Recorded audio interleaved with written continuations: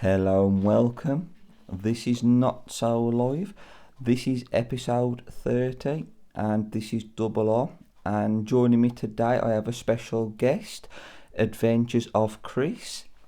Hello mate, you alright? Alright mate, it's good to have you on the show. Thank you for inviting me. Anytime. So, today's episode is going to be about the TV series DADS Army. This was written and produced by Jim Perry and David Croft. The episodes ran from the 31st of July 1968 up until the 13th of November 1977. There was 9 series consisting of a full 80 episodes, and they also did a feature film in 1971. The episodes we're going to talk about today, there's 2. There's The Deadly Attachment and there's also Time on My Hands. I'll be talking more so about Time on My Hands, and Adventure of Chris will be talking about The Deadly Attachment. Right, yeah, The Deadly Attachment. One of my favourite episodes, The Dad's Army, and actually it was the most popular episode because of the contact they have with the German U-boat crew. Yeah. See, I never knew that. Yeah. I've watched Dad's Army it today. It was actually aired on Wednesday, 31st of October in 1973, and it's like I say, it's one of the more popular episodes of the Dad's Army series. Now, brilliant. The Dad's Army will always be special to me because of my dad.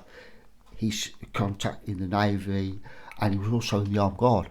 So when I used to watch Dad's Army with my dad, he'd filter things in like, well, this. But with the Deadly Attachment, it's just the way it's done. Mannering's obsession with he's going to win the war on his own. He's Captain Mannering. He's going to win the war on his own. Yeah. With his little platoon, it don't matter what they get wrong. He's going to win the war on his own. Definitely. And when they order the fish and chips, probably a comical genius moment when he sends Walker to take the order for the fish and chips. And Walker's taking the order, and Mannering comes on and says, "What are you doing?" He said, "I'm taking the order, like, we want salt, vinegar, just vinegar, or just salt." And Mannering says, the episode itself for me was when Jones tries to chop off the trouser buttons. I was coming to that, yeah. Was you coming? Oh, sorry. I was coming to that. You're coming to that. He wants to lob off the trouser button, stop him running away. Yeah, and but that's, that is Corporal Jones. Corporal Jones, Clive Dunn, God rest his soul, absolutely brilliant. But also Philip Maddock, who played the U-boat German officer, played an absolute brilliant role in this. Yes, definitely. Also, the Verger, the warden, again, the Verger, how in every episode can you ever remember the Verger smiling? I don't think so. I don't think he does. Even, I don't know how he kept a straight face, because if I was on that set, it'd be too much. Yeah, but so simple. Yeah, definitely. And it was all set on just one stage. So simple. Yeah. So simple to set up in the church hall and then out. Because I watched a documentary that every time they was out filming, the weather was always perfect for them. There was never a bad day where there was that one where they get the harvesting, and I think they was outside for a week or so just shooting the film or the TV series, and the weather was perfect, no rain or anything. But what I'm going to say now is probably the most famous line ever in Dad's Army, when the German U-boat officer takes down Mannering's name, and then Pike starts to sing "Hitler is a twerp, blah blah blah," and he says, "I'm going to take your name. What's your name?" And Mannering goes, "Don't tell him, Pike." Yes. I think the writing in that, you can watch Dad's Army is timeless. Dad's Army will run long after I've gone, probably long after you've gone. Dad's Army is a timeless, precious British sitcom. And like I say, anybody out there that's listening to this today, give it a whirl. Go and watch The Deadly Attachment. Go and watch Dad's Army. Go and watch. They want to get to grips with the enemy. Yeah. You know, it's 7 blokes in a U-boat that's unarmed. They've been on the sea for 2 days, and they've fixed bayonets. It's you know, they even get the Tommy gun out and covering them. I think it's simple, but yet with a simpleness, there's an absolute brilliance with it. Yeah, that's the thing. But like I say, that's The Deadly Attachment. Yes, a fantastic episode. Absolutely brilliant, absolutely fantastic episode. So, my episode I chose was Time on My Hands, and this was episode 13 of season 5. It was the final episode of the season. This was aired the 29th of December 1972, and the episode starts off Manring and Wilson sat in the cafe or the tea rooms, and they get word from Private Pike that a German is trapped and dangling from the clock tower. He's dangling. That is Corporal Jones as he bursts through, and he's overjoyed that there's a German dangling, and he can't wait to fix bayonets and sees an opportunity to get to grips with the enemy. So as they make their way to the tower, the staircase is no longer existent, and they end up having to climb up a makeshift scaffold and ladders. Can I just say, the most funniest part about that first part is when they turn up at the town hall and the town clerk wants them to get the German down. Obviously the staircase has been burned down, so that the temporary ladders. It's when Godfrey turns up with his rubber ring. Yes, and Jones asks why it's not been wrapped. Why it's not been wrapped up. They could have put a bit of paper around it. You know, again, it's an emergency. And Godfrey's been shopping, and for some reason he's found out that there's an emergency. He's got to rush to the town hall, and he's took this rubber ring with him. And so, for anyone that's not familiar with the show, Godfrey is this elderly gentleman that is their first aider, and he always carries bicarbonate of soda with him, and he's showed up with this rubber ring that is actually for his sister. And this is sort of becomes a little side story for a few minutes of why they haven't wrapped the rubber ring up. So as they descend up the makeshift stairwell, Jones volunteers, he pushes his way to the front to get up the ladder, and then they spend about 2-3 minutes trying to figure out how to get the paratrooper in.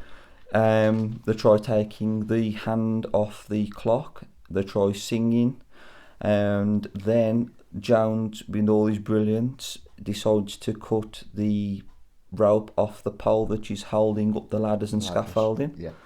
And to which end everything collapses and they find themselves stuck. The suggestions on how to get down. Yes, and then we get to the part where they suggest. This leads to one of the funniest parts, is where Jones climbs up onto this statue of a horse, and it's part of the musical display for the clock, which has been turned off because of the war. Yes. So you've got the horse, the knight, and the reaper. Yep. And these things, when the clock strikes, I think it's every 15 minutes, one of these come round. Yes. And on the half hour, they all come round. And this funny. Leads Jones to end up on the back of the horse after he's tried to retrieve the lever. And just the comedy brilliance of just that, was it say 5 minutes of him stuck. Again, it's genius. It's Lance Corporal Jones. He brings havoc to the platoon, but he's the bravest member of the platoon by far. I think if you look a quick look at the members of the platoon, Sergeant Wilson's the calm, laid back. He thinks about everything. Yep, he's the methodical one. Matt Mannering's the I'm in charge, you do as I say. High and mighty. Jones has been there, done it, and he just wants to fight people. Yeah. Basically the enemy. He don't like the Germans. Fraser. He's a funeral director. He's quite the doom and gloom. Yes, he thinks everything's gonna fail. Yeah. Walker's the wheeler dealer. He's like the Delbo of the platoon. Walker, the criminal, the kind-hearted criminal. Then we have Pike, who's the youngest member, and he's a bit mommy-coddled, and he's quite childish. He's not fully grown up. A matter of fact, now he's the only living member of Dad's Army. All Yes. the rest of them have gone. Yes, he was on. Ian Lavender is now He's the only one. The only, the vicar died last year. I can't think of his name. Was it Timothy? Frank Williams. That's it. I was thinking of his Timothy Ford. That was his real vicar's name in the series. Frank Williams. Ian Lavender, like I say, he's the only surviving member of. But I will say to everybody, probably one of the most, going off what you're talking about for 2 seconds, there's actually a clip on YouTube with Arthur Lowe, and it's from a show back in the 80s called Pebble Mill at 1. Yeah. And they did Arthur Lowe. It was the last time he appeared on TV. And anybody out there that's a Dad's Army fan or wants to, and Arthur Lowe was suffering from dementia. Nobody knew back then. It was, and you can see the change in the actual Arthur. And I think it was three or 4 days after he passed away. He collapsed and he passed away. No, very sad yes. From a comedy, from a guy that was he was an acting genius actually. See, what gets me with the episode is that it's actually Wilson's suggestion that actually gets played out right at the very end by the vicar, who'd also been told the same story by his nanny. And what makes me laugh is that when Wilson suggested it, Manring dismissed it as, I can't believe it's like a nightmare, and then at the end it becomes we won't tell the people what happens at the end, because if they do want to watch it, it'll spoil it for them. So we'll just leave the end bit for everybody to. There's a lot that happens in that episode, and it is funny, but they do still show Dad's Army on BBC One or BBC Two every Saturday, I think. I think it is BBC Two. BBC Two. BBC Two. If people out there on Twitter, you can actually go. I think there's a Dad's Army page, and on Facebook, and I think there's one on Instagram as well. Yeah. But for anybody that wants to sit there and watch a timeless classic, you know, Dad's Army is a timeless classic. It is. Me and you've sat today and watched the 2 episodes today, and we've laughed like we've never seen them before. Yeah, that is true. So there we have it. That is us covering 2 episodes of Dad's Army. I'd like to thank my guest. Thanks, mate. Anytime. I will put his YouTube page below in the comments, so if you want to check. If your viewers are interested, I've got a new video coming out later today where I'm going to the zoo. Yeah, you heard it first. So that's a windswept Dudley Zoo. A windswept Dudley Zoo, no worries. Okay. Well, thanks for having me. No, anytime. Bless I'll you, bid mate. you farewell. Thank you. Thank you to anyone that's viewed the page, liked and subscribed, and even left a comment. It is much appreciated. And I will see you all again soon.